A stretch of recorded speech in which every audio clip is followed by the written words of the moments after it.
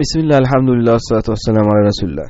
Savol: hozirgi kunda masalan ko'p insonlarning ismlari Rasululloh sollallohu alayhi vasallamning ismlariga to'g'ri kelib, ya'ni Muhammad ismini qo'yishadi yoki boshqa payg'ambarlar ismini qo'yishadi, Ibrohim masalan, Ismoil yoki boshqa sahobalar ismini qo'yishadi.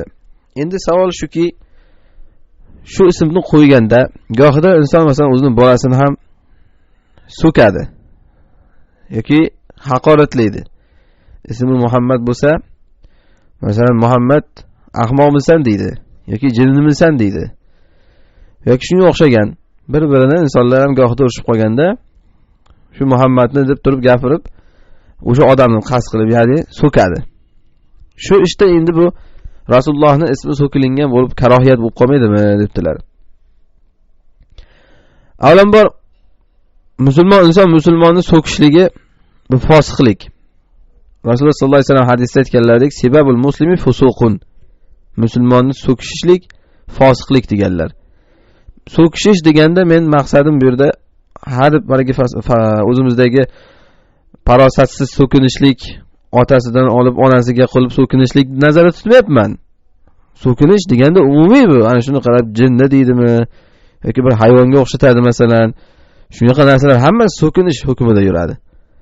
Musulmon insonni shunaqa qilib haqoratlash, so'kinish, bu fosiqlik deganlar. Shuning uchun inson tilini aslida tiyib yurishga o'rganish kerak.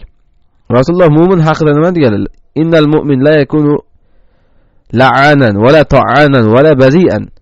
Mu'min inson og'zi tinmay la'natlayveradigan bo'lmaydi. Va mu'min inson tinimsiz odamlarga ta'na qilaveradigan bo'lmaydi. Mu'min inson bazi, ya'ni og'zi yomon bo'lmaydi deganlar. Xosatan ayollar bolalarni hadda shunaqa behudaga qarg'a urishdan ogoh bo'lish kerak. Ismi qanaqa bo'lishidan qat'iy nazar. Rasululloh sollallohu alayhi vasallam ayollarni shundan ogohlantirganlar. Jahannamda eng ko'p ayollar ekanini ko'rdik deganda sabab nima desa aytganlar. Tuksirna la'na, ko'p qarg'aysizlar deganlar. Demak, mana bu ayollarni ko'p jahannamga tiqqan narsa. O'rnida noo'rin qilib qarg'a uradi har narsani, bolalarini, boshqani. Bu yaxshi emas. Endi mavzuga kirishsak, bunda inson o'zini o'g'lini urishsa masalan, sen ahmoq Muhammad deb gapirsa, Rasululloh sollallohu alayhi vasallamni qasd qilmayotgan bo'lsa, bunda aslida tarbiya uchun, ta'lim uchun joiz. Innamal a'malu binniyat. Amallar niyat bilan bo'ladi. Siz modomiki Rasululloh qasd qilmayapsizmi, Rasululloh sollallohu alayhi vasallam so'kkan deyilmaydi. Rasululloh sollallohu alayhi vasallam o'zlari haqida aytganlar. Oysha onamizga aytganlar.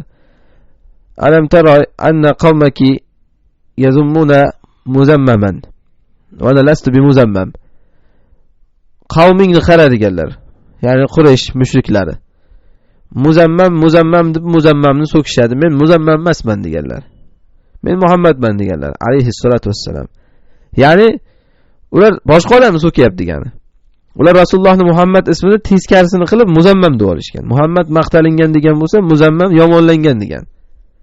Shunaqa qilib teskari qilib olib Rasululloh ismini so'kaverishgan Rasululloh. Rasululloh aytayaptilar-ki, ular meni so'kkan yo'q, muzammamni so'kyapti. Men muzammam emasman deganlar. Men Muhammadman deganlar. Shundan ko'rinyaptiki, demak, Rasululloh sollallohu alayhi vasallamni qasd qilgan taqdirda ham lekin boshqa ism bilan so'kyaptimi? Rasululloh bundan aslida so'kilib qolmaydi. To'g'ri, lekin u odam Rasululloh qasd qilgan bo'lsa murtad bo'ladi. Boshqa ism bilan so'ksa ham. Lekin Rasululloh bu bilan yomonlanib qolmaydi. Shuning uchun Muhammad ismini qo'ysa bir inson farzandiga, keyin u Muhammadni so'ksa, o'zining farzandini ya'ni, bu insonga Rasululloh so'kyapsan deyilmaydi. Chunki qasdida Rasululloh emas. Bu narsa tarixdan bu ismlar qo'yilib kelgan va tarixdan insonlar farzandlarini yoki odamlar bir-birini urishib so'kinib qolishligi bo'lgan. Hech bu inkor qilinmagan, bunaqa ismni qo'yishlikdan qaytarilmagan. Chunki agar biz bu eshikni ochib qo'yadigan bo'lsak, hech qanaqa ism qo'yib bo'lmay qoladi. Abu Bakr deb ism qo'ysa bir kishi farzandiga, Abu Bakr deb so'ksa endi, Abu Bakr so'kkan bo'lib qolding deydi. Ali deb ism qo'ysa, Ali deb so'kyapsan deydi. Yoki Ibrohim deb ism qo'ysa, Ibrohim payg'ambar deb so'kyapsan deydi. Iso deb ism qo'ysa, Iso payg'ambar deb so'kyapsan. Va hokazo. Hech qanaqa ism qo'ymaslik kerak bo'lib qoladi. Aslida Rasululloh sollallohu alayhi vasallam anbiyolar ismlari bilan nomlanishni bizga ijozat berganlar. Tasammu bi asma'il anbiya. Anbiyolar ismi bilan nomlanaveringlar deganlar. Vallohu alam.